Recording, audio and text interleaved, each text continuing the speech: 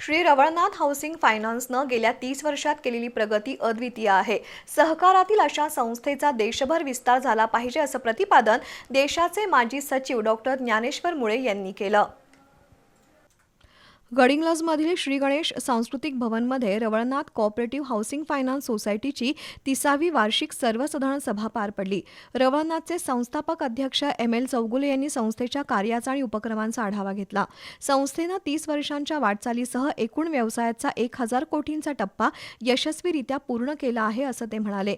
CEO DK. Maydev यांनी विषयपत्रिकेचं वाचन केलं। मागील सभेचा वृत्तांत बोर्ड सेक्रेटरी प्रज्ञा पाटील यांनी वाचला। अहवाल, ताळेबंद आणि नफा तोटा पत्रकाचं वाचन संचालक प्राचार्य डॉक्टर मनोहर पुजारी, नफा विभागणी वाचन संचालक प्राचार्य डॉक्टर किरण पोद्दार यांनी केलं। यावेळी 75 पूर्ण केलेल्या 18 ज्येष्ठ सभासदांचा अमृत महोत्सवी सत्कार करण्यात आला।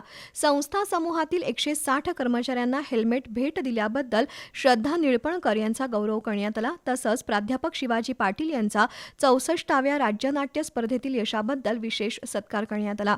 प्रमुख पाहुणे डॉक्टर ज्ञानेश्वर मुळे यांनी संस्थेच्या कार्याचं कौतुक केलं। या संस्थेचा देशभर विस्तार करण्याची गरज त्यांनी व्यक्त केली। संस्थेचे अध्यक्ष प्राचार्य डॉक्टर आर.एस. निळपणकर, उपाध्यक्ष डॉक्टर संजय चौगुले यांच्यासह संचालक आणि सभासद उपस्थित होते।